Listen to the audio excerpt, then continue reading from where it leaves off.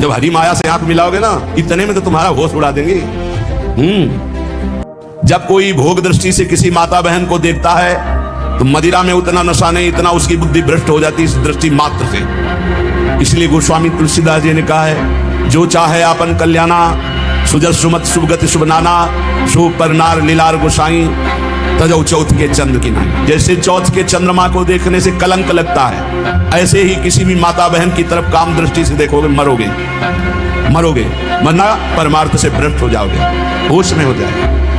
जब बहुत तिरछी चितवन से माता बहनों की तरफ जो देखते तो लगता है तुम समझते हो बड़े वीर हैं, बड़ी चतुराई से देख रहे हैं। अरे अपने नाश का रास्ता पुष्ट कर रहे हैं, उनका कुछ नहीं बिगाड़ पाओगे। वो हरि माया बलवंत भवानी, वो इतने बल से युक्त है, तुम्हारा चितवन और मुस्कान सब तुम्हारे लिए ही नरक का द्वार बन जाएगी। इसलिए होश।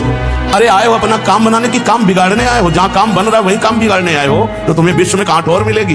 धाम में सत्संग में तुम इधर उधर ताक झांक करोगे। अरे तुम्हें धिक्कार है, दुनिया में ताक झांक करते हो, यहाँ तो अपनी तरफ झांक लो, यहाँ तो अपने अंदर झांको कि तुम क्या हो। वही बहिर्मुख वृत्ति, वही। अरे जिसको तुम भोगने की दृष्टि से देख रहे हो, जगत भोगता है उसके अंदर, वो देख रहा है तुम्हारा सर्वनाश कर देगा, ऐसी जगह गिराएगा जहाँ उठने के लायक नहीं रहोगे। हमारी बातें थोड़ी कड़वी लगेगी, समझ लो।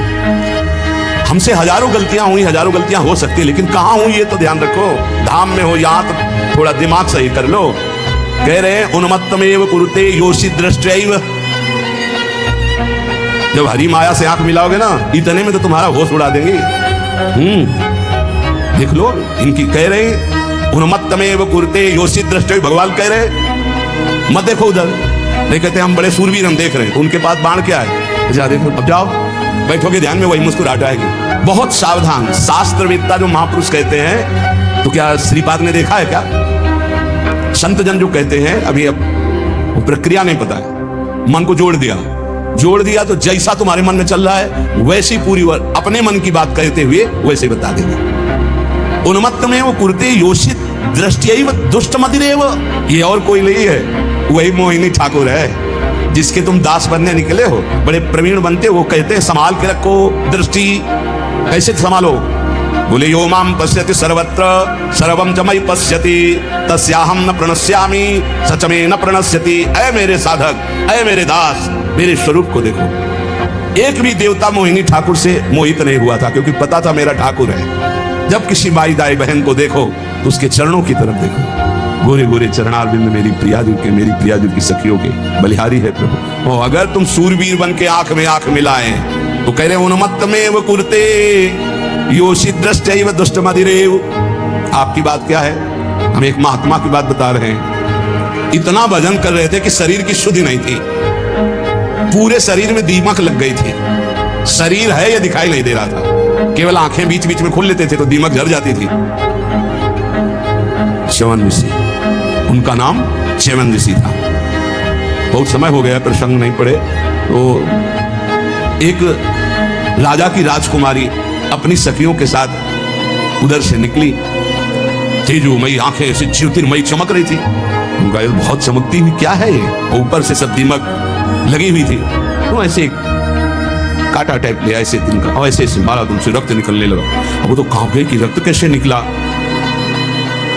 अब सबके मलमूत्र बंद कर दिए, पूरे राजा से लेकर जितना परिकर, जितनी सेना, सबके। च्यवन ऋषि ने हाहाकार मच गया। तो उनमें कुछ विद्वान लोग भी साथ थे। उन्होंने कहा किसी ब्रह्म ऋषि का अपराध है। ढूंढा गया अपराधी कौन है, यहाँ वन में किसी ऋषि का अपराध।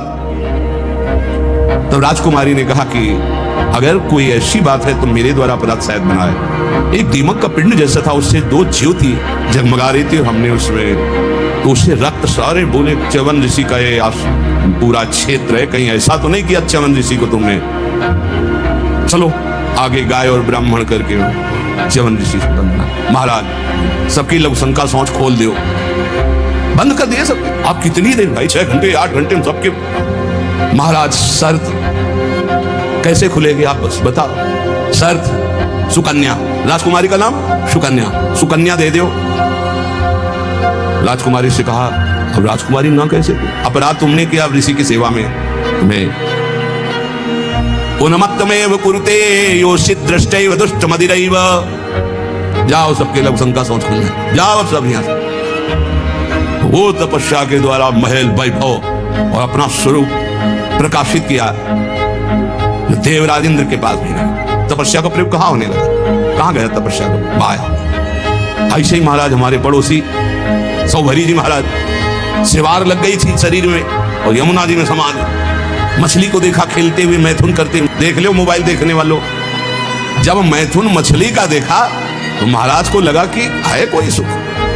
बताओ, अभी तक जल में हजारों वर्ष समाधि लगाने वाले महात्मा ब्रह्म सुख का वो अनुभव और मछली के मैथुन सुख को देखकर सोचा अब तो इस सुख का अनुभव करेंगे। तो सामर्थ्यशाली महात्मा कहाँ जाए, तो छोटे मोटे घर गृहस्थी के पास थोड़ी गए। चक्रवर्ती सम्राट राजाधिराज मानधाता के पास दुर्गंध आ रही थी मछली किसी शरीर से, सिवार पानी के अंदर की हड्डी हड्डी थी, गाल चपके हुए, आंखें तेजोमयी, देख के डर जाए आदमी। महाराज तो मानधाता बहुत बड़े प्रतापी राजा हुए हैं। महाराज आज्ञा कीजिए। बोले विवाह करना चाहता हूं। बोले आदेश कीजिए, किससे कराए? बोले आपकी राजकुमारी से। 50 कन्या थी। घबरा गए कि ऐसे महात्मा के लिए अगर राजकुमारी समर्पित कर दी तो मतलब राजकुमारी का जीवन क्या होगा, महलों में पल। तो उन्होंने कहा महाराज जो तुम्हें राजकुमारी पसंद हो पसंद कर ले आप उसे, क्योंकि जानते थे ना बोले कि सांप हो तो सांप कौन भोगे, इनको पसंद ही कौन करेगा। बोले महाराज जो तुम्हें पसंद कर ले। तो समझ गए सौभरी जी, तपस्या के द्वारा ऐसा रूप बनाया। मंत्री ने जाके कहा महाराज सौभरी पधार रहे हैं, जो राजकुमारी पसंद करना चाहे पसंद कर ले। जो पधारे तो खुशबू से पूरा महल भर गया, तेजो रूप। 50 ने कहा हम वरण करेंगे। बोले चलो। मानधाता से कहा 50 पुत्रियां तुम्हारी तय। मानधाता के सामने सौभरी ऋषि और उनके सामने दिव्य रूप। मानधाता ने कहा रहेंगी कहां? बोले कल आ जाना यमुना किनारे। ऐसे अमरावती नगर से भी श्रेष्ठ पुरी की रचना की, सेवा खाती घोड़ा रत्न वैभव सब। फिर 50 से 500 हो गए धीरे धीरे। तो जब बैठे थे अगल बगल छोरी छोरा खेल रहे थे, तब उनको ध्यान आया इन्हीं से बचने के लिए तो यमुना में समाधि लेते थे।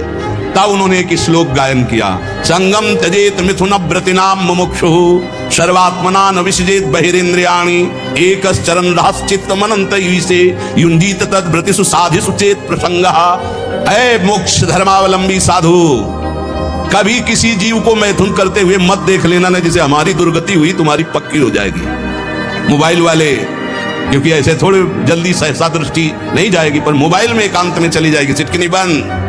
बोले क्या? बोले हमारा एकांत भजन का समय है।